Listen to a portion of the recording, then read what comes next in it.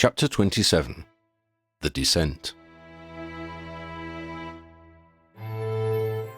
Lids! Lids! Freddie's voice jerked Lydia out of a dozing half-consciousness. Lydia sat up in her sleeping bag. What the heck, Freddie? I couldn't sleep, and I was playing with it, and it started doing something it's never done before, he scrambled to say. Christy spluttered with laughter. Shona was indignant. Freddie! Oh, stop it, you lot, you're so bad, Freddie protested. It didn't surprise Lydia that she could see him clearly. Her enhanced senses meant that darkness no longer veiled her sight. What surprised her was when she noticed his face was lit by flickering colours. The lights came from something cupped in Freddie's hands. What have you? She said. Freddie held out his hands. Cradled in them was the mandala Ambrose had given him as a present. It was in the shape of a globe and seemed bigger than before. The coloured beads on its silver strands were sparkling. Within the globe she could see something surrounded by a haze of light. What is it? Shona asked. The image became clear. Lydia could see that inside the globe of the mandala there was a ball of crystals, each clinging to its neighbour. I think it's a sign, Freddie whispered. I think it's telling us somewhere we need to go, or something we have to find. It's Ambrose, he's helped us in secret. Freddie, can you go back to the boys' tent and bring Oddie and Dev to meet me in the headquarters? Lydia said. We need to work out what this means. Shall we come with you, Lids? Shona asked. You guys stay here. Try to get some more sleep. I think we're going to need it. Once we've got an idea of what's going on, we'll discuss it as a team, hopefully over breakfast. The girls settled back down in their sleeping bags. Sophie gave her a little wave. Lydia pulled a jumper over the rest of her clothes and stepped out of the tent. Freddie was emerging from the boys' tent, followed by Oddie and Dev. Jimmy stuck his head out of the tent and looked blearily at Lydia. Can I help at all, boss? She smiled. Just get some sleep, Jimmy. We need somebody to be sharp in the morning.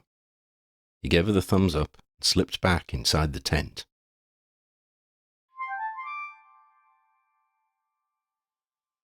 Lydia and the three boys went into the headquarters tent, Freddie holding the door flap open for the others. Lydia motioned towards the camp chairs at the table and held her hand out to Freddie for the mandala. As he let it drop into her hand, the light inside faded. Lydia handed the orb back to him. It's for you alone, Fredster. You're the special one. The orb glowed again as it touched Freddie's hand. He explained again what had happened with the mandala and showed the two boys the image inside. It's a geode, Dev said. A collection of crystals which have formed together. That must be the first token, Oddie said. An emblem of the earth essence. I imagine it's hidden underground. And we just found a cavern, Lydia noted. Funny, that. I imagine, Oddie said, or rather I surmise from things he has told me, that Ambrose is guiding us. The mandala was magic after all, Freddie enthused. How come you didn't know, Lids? Ambrose has a bit of experience, you know, Oddie said. He had to hide its magic from the altar worlders if it's here to help us. If any of us had known about it, they might have detected that knowledge and stopped us bringing it with us. Ambrose hid its magic even from Lydia. Freddie frowned. But how does it help us find this crystal-y thing? Underground is a big place, and there's probably lots of rocks like this. Lydia, try touching the mandala while Freddie is holding it, Dev suggested. Lydia looked at Oddie, who gave her an encouraging nod.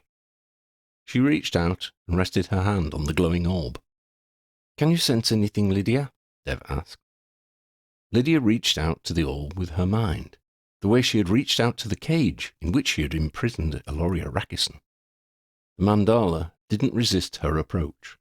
It seemed to welcome her inside. As she caressed the image of the geode with her mind, she felt something pulling at her heart. From the direction of the pull, towards the cave and downwards, and from some ineffable knowledge, she knew it connected her to the geode, the token. Yes, she answered Dev. I think we'll be able to find the token. Did Ambrose tell you anything about what we have to do with these tokens when we find them, Oddie? He did. But it's Ambrose. Just because he told me things and I discussed them with Dev, doesn't mean we fully understand them. What do you understand, Oddie? She asked. The tokens, once we have them all, can be assembled to create something which represents the anti-world. This allows us to close the connection with the alter world, stopping the alter worlders from reaching our world. Then we all go home and live happily ever after? Asked Lydia. At least until the next time the alter world makes an attempt, Dev said. And of course, only the survivors get to go home. Lydia sighed. And Ambrose said every team loses someone. No, Freddie contradicted. Ambrose said that every team so far has lost someone. We'll just have to be the first team that doesn't. Ambrose said we're the youngest team ever, Oddie added. That gives us a unique advantage. Lydia stared at him and smiled. Are you being optimistic, Oddie? We really do live in strange times. It's not optimism. I'm extrapolating from the fact we have the best leader ever. At breakfast, Lydia and the 3 boys told the others about the geode. Afterwards, they packed their equipment. The magic inherent in their rucksacks did most of the arduous work of organising and folding away everything they put inside. They waited for everyone to return from their morning ablutions in the woods, then gathered outside the cave. Dean led them in. The cave entrance led into a broad room of stone. Green and yellow lichens grew on the rough walls where the daylight penetrated the shade. Dean gestured further in, and to the left.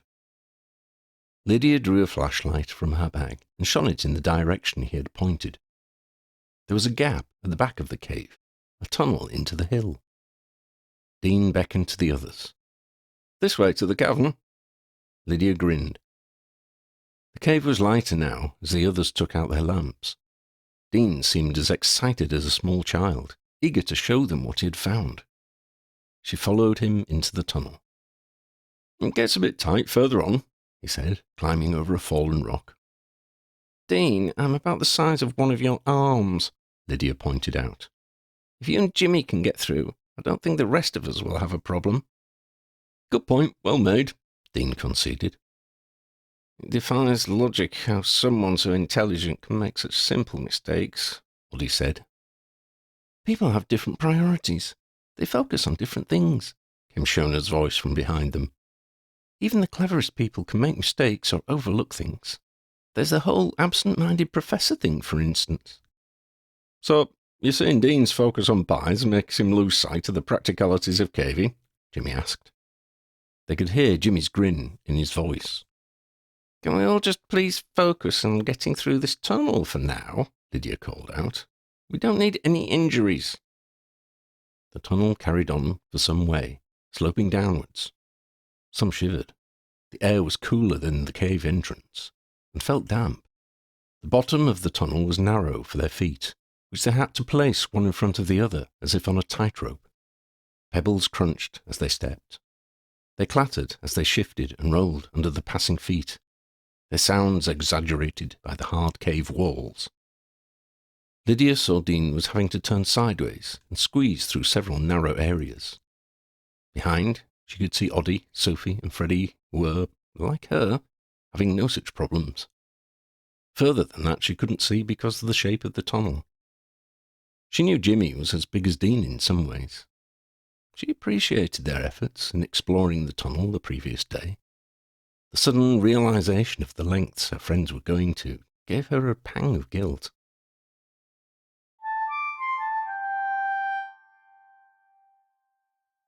Here we are, Dean said as the tunnel widened. Following him, Lydia found herself in a small chamber. A pool of blackness occupied the centre of its floor. Dean warned the others to enter the chamber with care. The blackness was the hole which dropped into the cavern below. The others shuffled into the chamber, pressing themselves against its walls. Lydia and Dean sank to their knees and approached the hole. Oddie shuffled in close to Lydia, and they all looked down into the darkness. Hang on, Dean whispered, focusing his electric torch and shining it into the void. Lydia could see the cavern floor, perhaps 20 meters or more below them. As the boys had described, bones, large and small, littered the floor. "How do we get down without magic?" Dean asked. "Ever heard of ropes, Dean?" Oddie chipped in. "Has anybody got rope?" Dean called out. "We all have, Dean," Oddie said. "Don't forget Lydia packed our bags before she let us add our own things. Pitons, hammer, carabiners, 50 metres of climbing rope," Lydia instructed her rucksack.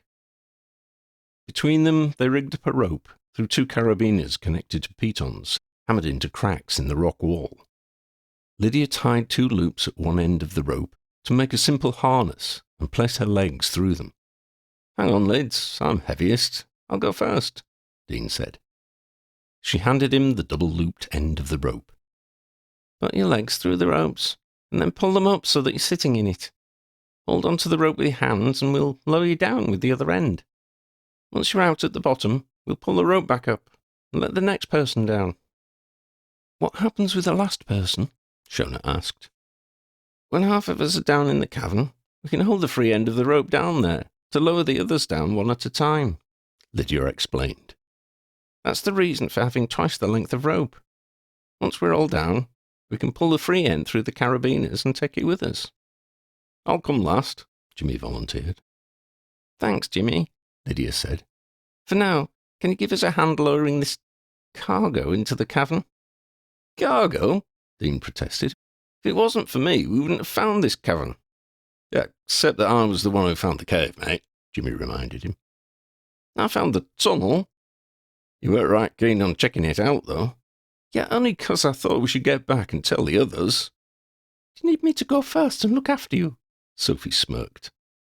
Dean scowled, handed the free end of the rope to Jimmy, and sat down on the edge of the hole. "I'm not having my courage besmirched by you besmirchers," he pronounced. "Come on, fellow besmirchers," said Jimmy. "I'm going to need a hand with cargo." Laughing and joking, they lowered Dean into the cavern.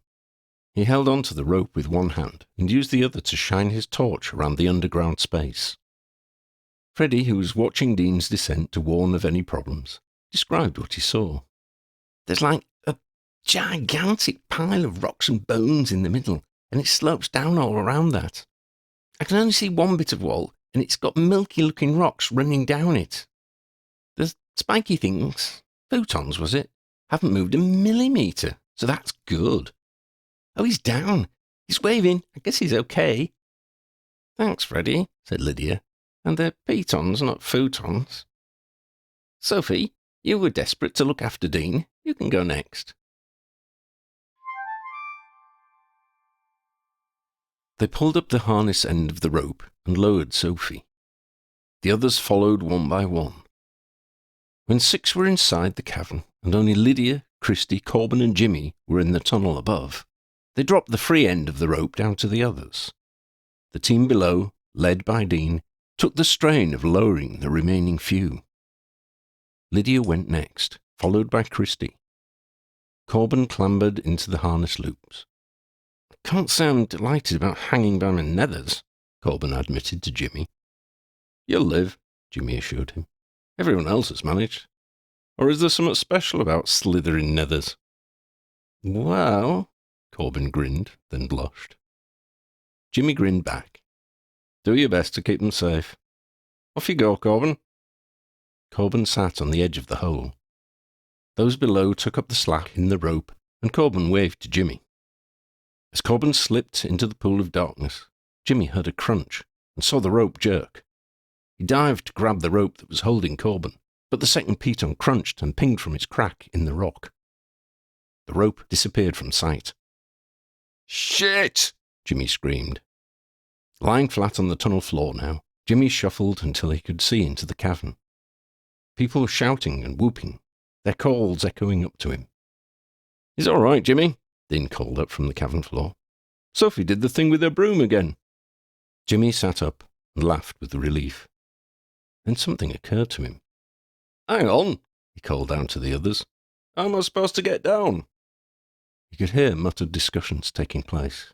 Then Dean called up to him again. "How are you at plummeting, mate?" "Like a stone, Dean. Apart from the squishy ending, that is." Yeah, bloody amateur, Dean shouted back. We'll send our professional rescuer up to get you. You have to climb down the hole until he can hop onto Sophie's broom. Hop? Jimmy shouted. You might have to land on your nithers, Jimmy, Cobham called up to him. Good luck with that. Be more concerned about Sophie's broom, mate. I'd hate to break it, Jimmy joked. There was laughter and chattering from below. Sophie's voice cut through close by. The rock's like a chimney for a couple of metres, then it opens out into the cavern, she said. You'll have to climb down with your legs apart, then drop onto the broom. I think the broom will survive. Just try not to fall off while you're squealing in agony. You're bloody loving this, aren't you? Jimmy climbed down the chimney of rock, arms and feet against its walls. Sophie lay flat on her broom and raised it as close to Jimmy's feet as possible. Bracing his forearms against the rock, Jimmy felt for the broom with his feet. Come on, Jimmy, Sophie said. It's painful pressed up to the rock like this. It's no bloody picnic hanging over an abyss by me elbows, trying to land on a stick with me nithers, Jimmy said. Jimmy got his feet on the broom, crouched down, steadying himself with his hands against the rock above his head. Now what? He asked. I'm half on and half off. I prefer to be all on.